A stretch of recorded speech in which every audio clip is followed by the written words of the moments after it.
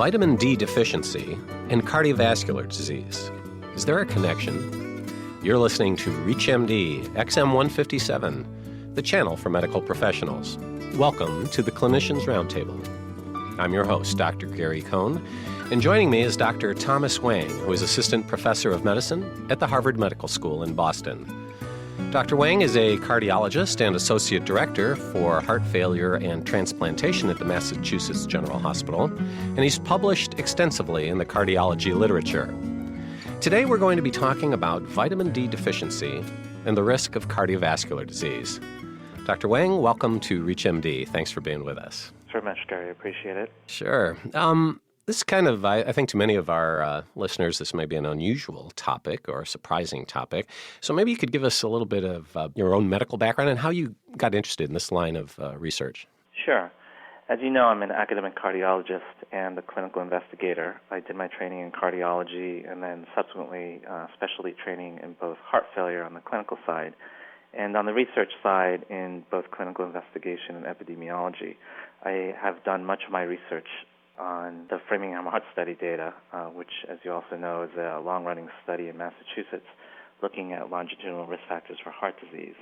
And so my research is largely focused on the interaction of these risk factors with heart failure and with atrial fibrillation, two diseases that are of clinical interest to me. And so the interest in vitamin D grew out of a number of observations and other lines of investigation outside of the work that I do. There has been a growing biologic literature that has suggested that vitamin D may play an important role in regulating heart function and vascular function. And some of these effects may have a large impact on the risk of developing heart failure, which is how I became interested in the whole area. There's a second thread that spurred me on to do some of our recent work, which is a long-running collaboration with a colleague who's a kidney doctor, and his group has been studying for a long time the impact of vitamin D on outcomes in people on dialysis and with end-stage renal failure. And he, in many ways, got me much more aware of some of the experimental literature surrounding vitamin D and the potential interaction with heart disease, because one of the major causes of morbidity and mortality in the dialysis population is heart disease. And so both from a personal standpoint, my interaction with this colleague, and from a professional standpoint, my recognition of this growing literature, those are two things that motivated me and my colleagues to study this area in greater detail. Right. I can see how that would come together. Well, many of us, as we were going through school, we learned about cardiac risk factors. I'm fairly certain that most of us did not consider vitamin D to be an issue. Sure. Maybe you could talk a little bit about the biologic plausibility and maybe the physiology. How does vitamin D and its congeners relate to cardiovascular disease, or how might it? Sure.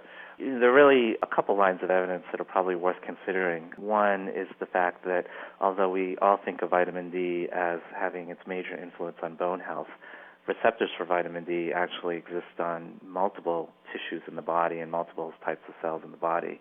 And so even before this interest in heart disease, there's been a growing appreciation that vitamin D impacts a number of other physiologic systems like the immune system, like the renin-angiotensin system, obviously an important signaling system for those of us interested in cardiovascular disease. And that vitamin D also has direct effects on many cell types. It affects how they grow and proliferate. And so the first piece is that we are now realizing that we have to think more broadly about the effects of vitamin D in the body, that this is not just a question of calcium absorption and bone health, but in fact vitamin D very likely has very wide-ranging effects on many systems in the body. So that's one piece of information. The second line of evidence comes from some genetic studies in rats, which look at what happened when you get rid of the vitamin D receptor. In other words, you make the rat unable to respond to the effects of vitamin D. In fact, one of the very interesting observations in these rats is that they developed left ventricular hypertrophy, so thickening of the walls of the ventricle, and they're also prone to hypertension. And as the scientists that performed these studies looked further, they found that one of the major reasons that this is the case is that vitamin D has a direct influence on the expression of renin, a molecule in the blood that has very important effects on the heart and vascular system.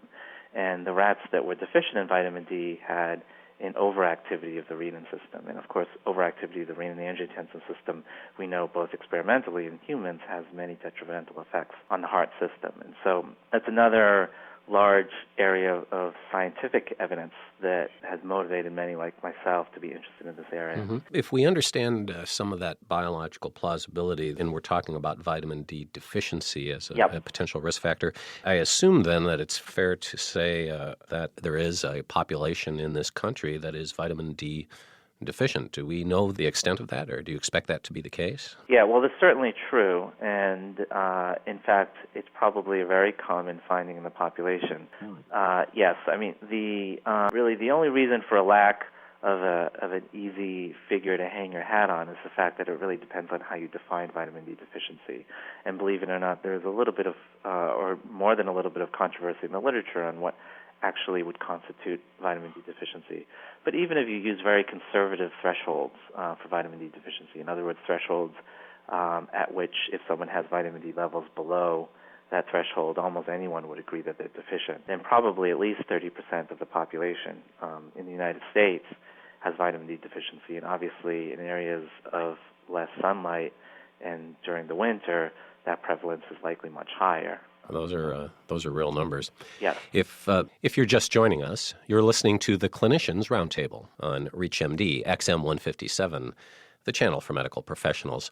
I'm your host, Dr. Gary Kohn, and I'm speaking with Dr. Thomas Wang, and we're talking about vitamin D deficiency and the risk of cardiovascular disease. So, Tom, we've talked a little bit about how vitamin D might exert its effect in cardiovascular disease and the fact there's a population that might be vitamin D deficient. So let's talk a little bit about your recent work. When you sat down to think about doing a study, how did you think about how you might go about designing it? Were you thinking prospective, retrospective, intervention type of study? What were your thoughts, and how did you come about on the design you settled on? Sure.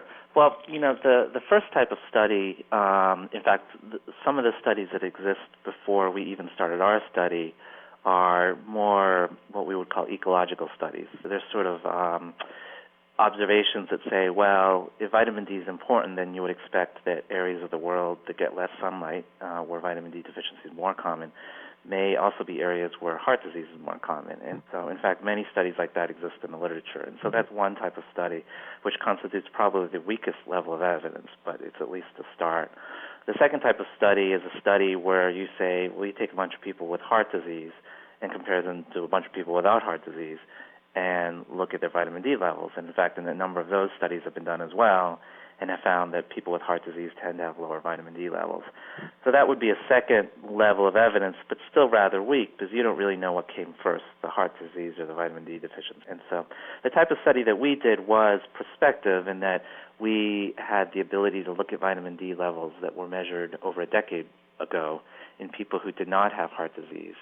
And then by virtue of the longitudinal follow-up of the Framingham Heart Study cohort, we were able to look at the question of whether the levels measured 10 years ago predicted who would go on to develop heart disease over the ensuing decade. And so that's essentially the type of study that we did. Now, it's still observational. We didn't do anything to perturb their vitamin D system, either positively or negatively. We simply looked at a large group of people who had vitamin D status assessed, to examine the association between the vitamin D status and the heart disease. And so I would regard that as a next level of evidence that still doesn't quite attain the strength of evidence you would get by actually doing an intervention, but would be a critical precursor to doing those types of interventional studies. Was dealing with that amount of data difficult? Is it? I assume this was the Framingham. Was it offspring population? That's correct. So it's Framingham currently has 3 generations that it follows, and it's the middle generation. And this is the nature of epidemiologic studies, is it involves a large amount of data on a large number of people. And so in this way, it really wasn't unusual for the types of studies that are done.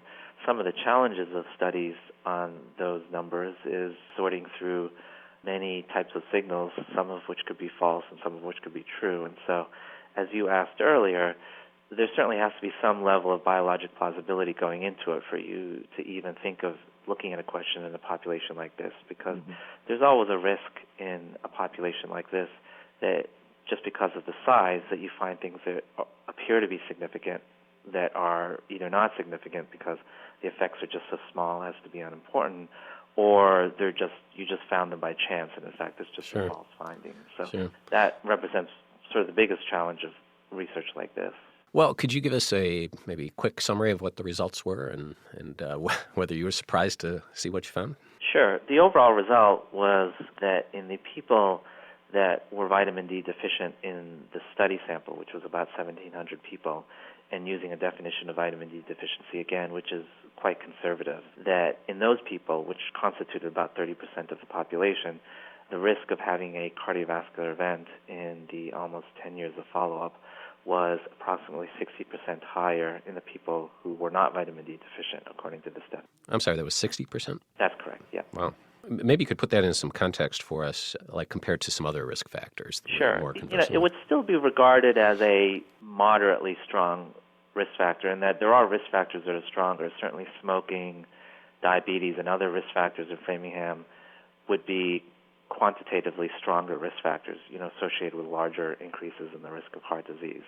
On the other hand, many of the, quote, novel risk factors, which is the risk factors that are the ones that we've been describing in the last several years rather than, 30 years ago, would quite nicely into that range of effect. In other words, it is certainly a clinically significant effect if it is true. Again, not quite as strong as some of the classic risk factors like smoking, but quite strong and important because heart disease is so common that even a 60% increase will represent quite a large number of people that could potentially be affected. Yeah. Were you surprised at the strength of the association? A little bit. We obviously looked at the question because we thought there was a reasonable chance that we would find something, again, based on the biologic evidence and some of the prior clinical evidence. On the other hand, anytime you find something that is relatively new, it is a surprise, and, a pleasant surprise in some ways, because one of the attractive things about vitamin D deficiency as a potential risk factor is that it's relatively easy to fix. So I would say we were pleased that there was this finding, again, because if it is true, and I certainly would acknowledge that further studies would need to be done to establish that it is true, but if it is true, it would represent a potentially modifiable risk factor. I want to thank Dr. Thomas Wang for being our guest today. We've been talking about vitamin D deficiency and the risk of cardiovascular disease. I'm Dr. Gary Kohn. You have been listening to the Clinicians Roundtable on ReachMD XM 157, the channel for medical professionals. To comment or listen to our full library of podcasts, visit us at reachmd.com. Register with promo code RADIO and receive 6 months free streaming for your home or office. Thanks for listening.